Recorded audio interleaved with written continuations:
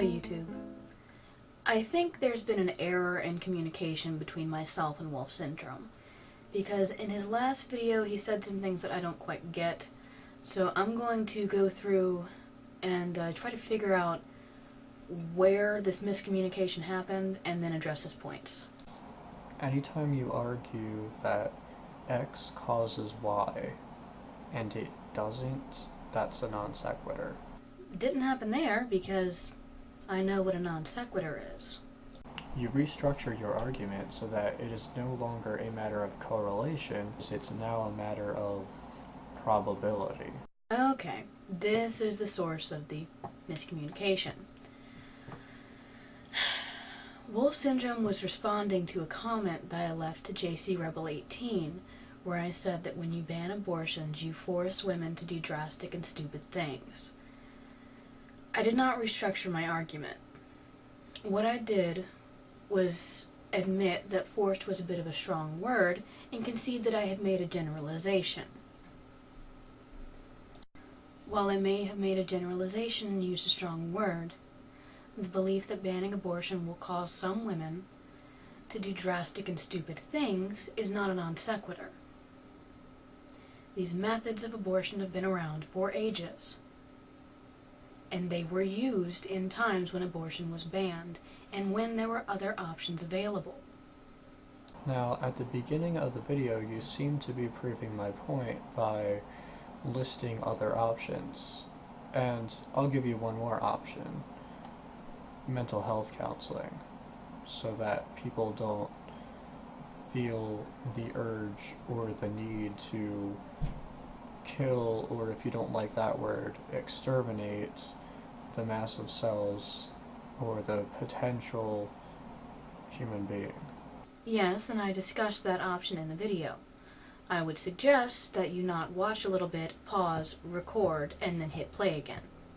I also conceded that mental health counseling may work for some women. However, it will not work for all. The reason being that mental counseling is not brainwashing. It's not hypnotism, it's not magic, it's psychology. The point of mental counseling is not to bring someone around to your point of view. It's to help them deal with an issue that they are having and let them come to the conclusion that is right for them.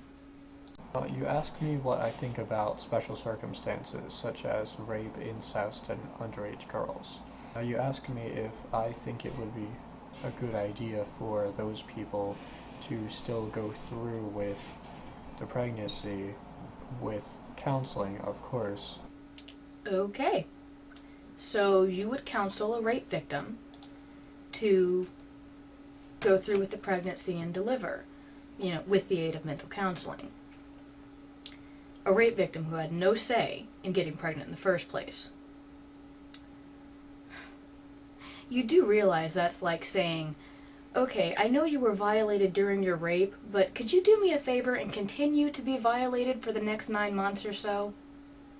That would be awesome, and we'll give you mental counseling that isn't really going to convince you of anything to help you deal with this violation.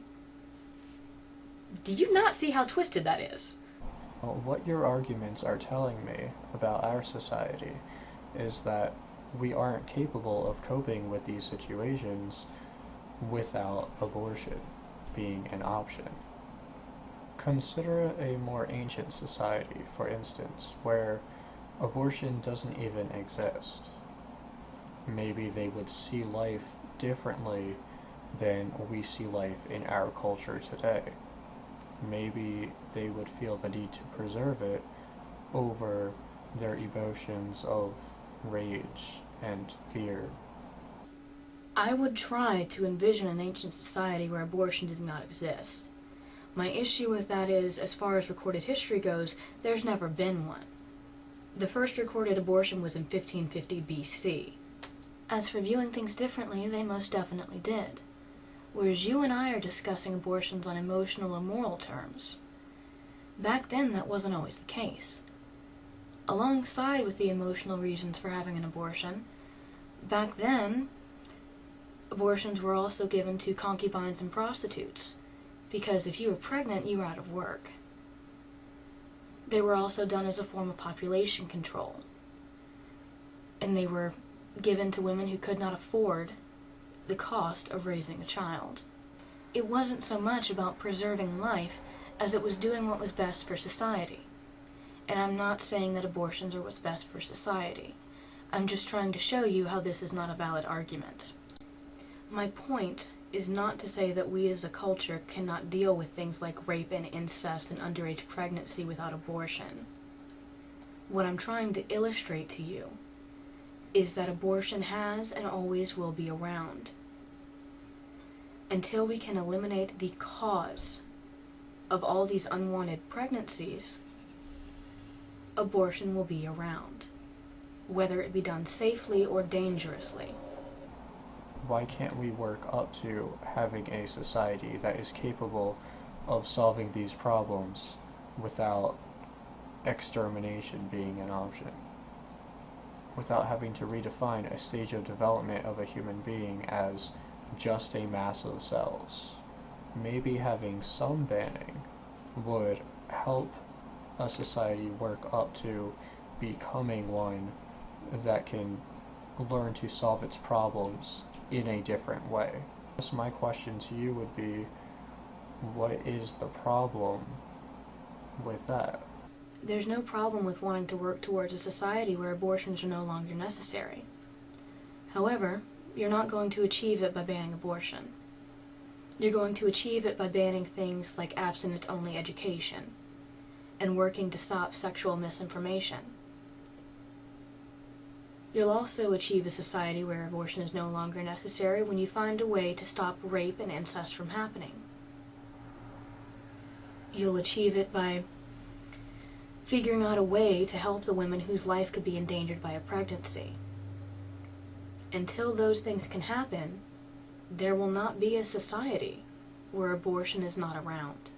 There's nothing wrong with your ideology. There's nothing wrong with wanting a culture where this stuff doesn't happen. But your ideology has the same fatal flaw that most others do. They work great on paper. But when the human element is introduced to it, that piece of paper quickly becomes something to wipe your ass with.